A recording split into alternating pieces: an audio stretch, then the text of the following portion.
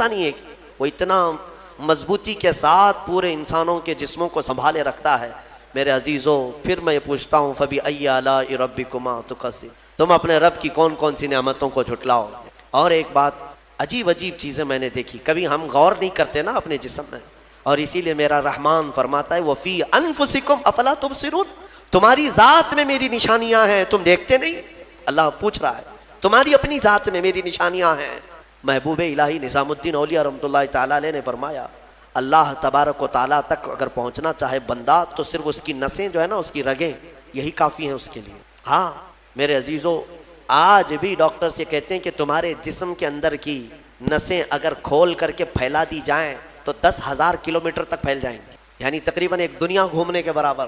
اتنی نسیں تمہارے جسم کے اندر ہیں کہ اگر ان کو کھول کر کے پھیلا دیا جائے تو اتنی لمبی کون ہے جو یہ سارا مینٹین کیا ہوا ہے، اور ہر نس میں وہ خون کو دوڑاتا ہے اور پھر واپس پہنچاتا ہے دل تک۔ ایک چیز میں جو کہہ رہا تھا وہ یہ ہے، عجیب سی چیز ہے، ایک صاحب نے فرمایا کہ ایک بیماری ہے کہ یہ ایک صاحب ہیں کہ ان کی آنکھوں کی پلک بند ہی نہیں ہوتی، اس پر تحقیق کی گئی۔ میرے عزیزوں، کتنی چھوٹی چیز لگتی ہے، آپ پلکیں جھپکاتے ہیں نا، آپ کے اختیار میں نہیں، اور بہت ہلکی سی ہے، یوں کیا بند ہوئی، یوں کیا کھول دیا، آنکھیں بند ہو رہی کھل رہی ہے۔ آپ کو پتا ہے اس کے اندر کیا چیز ہے؟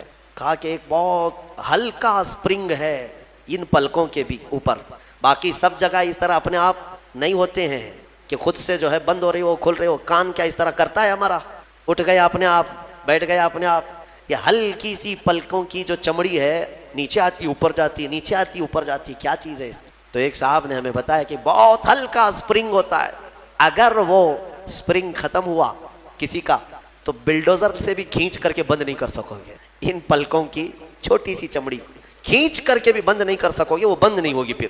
اسی لیے مردوں کو دیکھو، اگر کسی کی آنکھیں بند نہیں کیا آپ نے موت کے بعد، وہ کھلی رہ گئی تو پھر آپ گھنٹوں کھینچ کے اس کی آنکھ بند کرو، بند نہیں ہوگی، کیونکہ موت کے بعد یہ سارا حصہ ختم ہو گیا، اور مرے ہوئے آدمی کو آنکھیں بند ہے اس کی، آپ نے بند کیا، پھر اس کے 1-2 گھنٹے کے بعد اس کی پلکیں اٹھا کر کے دکھا دو، کھول کر کے دکھا دو اس کی آنکھیں، سارے لوگ مل کر کے بھی اس کی آنکھوں کی پلکوں کو کھول نہیں سکے۔ میرے عزیزو، ہے تو بہت ہلکی سی چیز، لیکن تمہیں پتا ہے اس کی معنویت کتنی ہے، اس کی معنویت کتنی ہے؟ یہ بات میں کیوں کہہ رہا ہوں؟ ایک صاحب کو یہ بیماری کی وجہ سے، اس بیماری کی وجہ سے وہ پاگل ہو گئے۔ کیا بیماری تھی؟ کہ پلک جھپک نہیں رہی ہے، بند نہیں ہو رہی ہے، اور بند نہیں ہو رہی ہے تو نیند نہیں آتی۔ یہ رضا اکیڈمی سنی جمعیت العلماء یا سنی بلال مسجد کا ہی حق نہیں ہے، اور نہ ہی اس علاقے یا کسی خطے کے مسلمانوں کے اوپر یہ فریضہ ہے، بلکہ آج کا دن ہر اس بیوہ کو کھڑے ہونے کا ہے جس کو میرے آقا نے عزتیں عطا کی ہیں۔ آج کا دن ہر یتیم کا دن ہے جس کو میرے آقا نے کندھوں پر بٹھا کر کے عزت عطا کی ہے۔ آج کا دن ان کمزوروں کے لیے ہے جن کے سہارا میرے مصطفیٰ صلی اللہ علیہ وسلم بن کر تشریف لائے۔ آج کا دن بوڑھوں کا ہے، آج کا دن بیواؤں کا ہے، آج کا دن فقیروں کا ہے، آج کا دن پوری کائنات کی ان بچیوں کا ہے جن کو پیدا ہوتے ہی زندہ درگور کیا جاتا تھا۔ عورتوں کی عزت دینے والا رسول آج کے دن آیا ہے، بیواؤں کو شرف بخشنے والا رسول آج کے دن آیا ہے۔ جن کو لوگ اپنی محفلوں میں نہیں بٹھاتے تھے، ان کے ساتھ میرے آقا نے محفلیں سجا کر کے عزتیں دے کر کے دنیا کو بتایا تھا کہ کائنات میں صرف تم آدم کی اولاد ہو، نہ کسی گورے کو کالے پر فضیلت ہے، نہ کسی گورے کو کالے پر، اور نہ کسی عربی کو عجمی پر، کسی کو کسی پر فضیلت نہیں، بلکہ میرے آقا صلی اللہ علیہ وسلم نے فرمایا کلکم من بنی آدم وآدم من تراب، تم سب مٹی سے بنائے گئے آدم کی اولاد ہو۔ پوری کائنات کو یکساں بنانے والا، ایکویلٹی کا حقیقت میں درس دینے والا وہ رسول آج کے دن تشریف لایا ہے۔ آج پوری کائنات کو چاہیے تھا کہ اس رسول پاک صلی اللہ تعالی علیہ وسلم کا وہ دن مناتے۔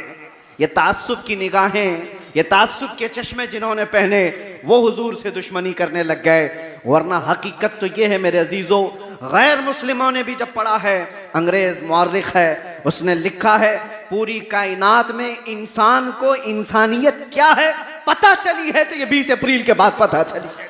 یہ ہم نے نہیں کہا، انگریزوں کی لکھی ہوئی تاریخ ہے۔ اس رسول پاک صلی اللہ تعالی علیہ وسلم کے آنے کے بعد 1-2 میدان میں نہیں، دنیا کے ہر میدان میں انقلاب آیا۔ آج ہم کسی ریولیشن کو دیکھ کر کے، انقلاب کو دیکھ کر کسی ایک شخصیت کو یاد کرتے ہیں. مثال کے طور پر یہاں ہندوستان میں بہت ساری شخصیتیں پہچانی جاتی ہیں. تحریک آزادی کو لے کر کے جن شخصیتوں کو ہم یاد کرتے ہیں ان کا میدان ہے آزادی کی تحریک چلانا، ہندوستان کو انگریزوں سے آزاد کرانا. ان کی شخصیتیں مشہور ہیں، سب جانتے ہیں. وہ ہندوؤں میں بھی ہیں، مسلمانوں میں بھی ہیں، کرسچنوں میں بھی ہیں. تو وہ تحریک آزادی ان کا ایک میدان تھا، اس کے وہ انقلابی تھے. کچھ وہ لوگ ہیں جو جہالت سے نکال کر کے علم کے میدان میں ایک انقلاب لانے کی کوشش کرتے رہے. کچھ وہ ہیں جو بادشاہت کو ختم کر کے ڈیموکریسی کو لانا چاہتے تھے، جمہوریت کو، وہ ان کی انقلابی شخصیت ہے. کچھ وہ ہیں جو کمیونزم کو لائے. دنیا کا ایک ایک میدان ہے جس میں انہوں نے انقلاب لایا ہے. اور یہ کسی میں غیر ملک کی بات نہیں کر رہا، مسلمان ملک کی بات کر رہا ہوں. ہم نے بغداد میں، عراق میں بھی یہ سارے حرکتیں ہوتی ہوئی دیکھی ہیں کہ اب زمانہ ننگا ہو جائے گا، اور اس طرح سے تمہیں آج مسحور کر دیا گیا کہ تم نیکیوں کو سننا بھی نہیں چاہتے. آج کوئی بھی مولانا کہے تو اس کو فوراً بند کر دو. ارے اس کا مت سنو. کوئی چٹکلے سنانے والا ہو، شادیوں کی بات کرنے والا، عورتوں کی بات کرنے والا، اس کو وائرل کرو، خوب سنو اس کو. مزیدار مفتی ہے، مزیدار مولوی ہے. لیکن تمہیں زنا سے اگر کوئی روکے، تمہاری آنکھوں کی پابندی کی بات کرے، پرانے خیالات والا آدمی ہے. عزیزان گرامی، آپ سے میں یہ کہتا ہوں، تم جس اسلام کی بات کرتے وہ اسلام نہیں ہے. یہ میرے آقا کا اسلام تو یہ تھا، میرے آقا کا اسلام تو یہ تھا کہ نبی پاک صلی اللہ تعالی علیہ وسلم کے صحابہ جس معاشرے میں رہتے برسوں ہو جاتے، انہوں نے بھابیوں کو نہیں دیکھا تھا. برسوں ہو جاتے، اپنے سگے بھائی کی عورت کو نہیں دیکھا. اور آج ہم جس اسلام کی بات کر رہے ہیں، ابھی اگر نعرہ لگاؤ کوئی بھی اسلام زندہ باد تو دیکھو چھت گونجنے لگ جائے، دیواریں گونجنے لگ جائے. اسلام زندہ باد کے مسجد میں زندہ باد، تمہاری شادیوں کی محلوں میں کیا ہو گیا اسلام کو؟ کہاں ہے اسلام؟ تمہاری بیویوں پر اسلام زندہ باد نہیں، تمہاری بیٹیوں پر اسلام زندہ باد نہیں، تمہاری ماؤں پر اسلام زندہ باد نہیں. ہم کسی شادی میں جانے سے اب گھبرانے لگ گئے، ڈرنے لگ گئے. اکثر ایسا ہوتا ہے، ہم اپنی شکل و شباہت دیکھتے ہیں، یا یہ علماء بھی ہوتے ہوں گے، میاں ہم کو پردہ کر کے جانا پڑتا ہے، باقی پردے والی تو سب کھلے ہوتی ہیں. مردوں کو، علماء کو پردے میں لے کے جایا جاتا ہے کیونکہ یہ سب ننگی ہے. وہ بات کرتی ہے فاطمہ الزہرا کی، دل پر چوٹ لگتی ہے. میرے آقا کی وہ دختر نیک اختر لگتے جگر جس کا جنازہ بھی کسی نے نہیں دیکھا، اس سے نسبت جوڑنے کی بات کرتی ہیں ہماری بہنیں آج. اور حد تو یہ ہے، اس رسول اللہ کی بیٹی کے پردے کا حال یہ ہے، حدیث مبارکہ ہے، قیامت کے دن لوگ تو ننگے اٹھائے جائیں گے، لیکن اس محشر کے میدان میں بھی ایک آواز آ رہی ہوگی فرشتوں کی طرف سے، یا اہل محشر غضوا ابصارکم فإن فاطمہ بنت محمد تمر الی الجنہ. اے محشر والے اپنی آنکھیں نیچی کر لو، محمد کی بیٹی فاطمہ جنت کی طرف جا رہی ہے. اس دن بھی اعلان ہوگا. اور ہماری عورتیں ان سے نسبت جوڑنے کی بات کرتی ہیں. یہ بے حیائی کا دور. آج اس انقلابی دن پر میرا یہ پیغام ہے، میرے آقا صلی اللہ علیہ وسلم نے جس نقطے پہ ہمیں چھوڑا تھا، آؤ اس نقطے پر. میرے آقا کریم صلی اللہ تعالیٰ علیہ وسلم دنیا سے جانے سے پہلے ایک مرتبہ ایسا ہوا کہ روئے میرے آقا نے. حضور سے سیدنا ابو بکر صدیق نے پوچھا، یا رسول اللہ صلی اللہ علیہ وسلم غم کس بات کا؟ میرے آقا فرماتے ہیں، بھی میرے پاس دنیا آئی تھی، اس نے کہا میرا مال و متاع لے لو، میں نے ٹھکرا دیا. دنیا نے کہا میرا حسن و جمال قبول کر لو یا رسول اللہ، ایک سے ایک لڑکیاں آپ کی خدمت میں ہوں گی. حضور فرماتے ہیں میں نے ٹھکرا دیا، مجھے تیرے حسن و جمال کی بھی حاجت نہیں، تیرے دولت و مال کی بھی نہیں.